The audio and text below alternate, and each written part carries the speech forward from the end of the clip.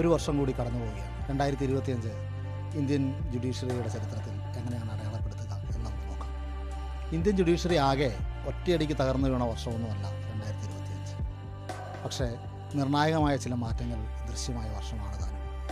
നീതിന്യായ സംവിധാനത്തിൽ നിസ്സംഗത നോർമലൈസ് ചെയ്യപ്പെട്ട ഒരു വർഷമാണിത് എന്ന് പറയാം. ഈ വർഷവും കോടതി അവിശ്രാന്തം പ്രവർത്തിക്കുന്നുണ്ടായിരുന്നു.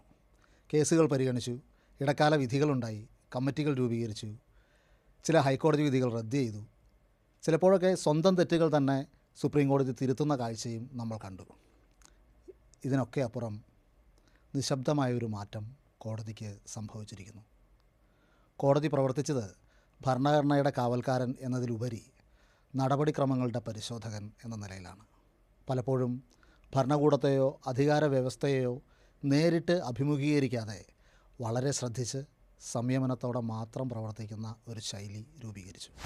നിയമപരിശോധനയ്ക്ക് മാധ്യസ്ഥം വഹിക്കുന്ന നിഷ്ക്രിയമായ സംവിധാനമായിട്ടല്ല ഭരണഘടനാ ശില്പികൾ ഭരണഘടനാ കോടതികളെ വിഭാവനം ചെയ്തത്.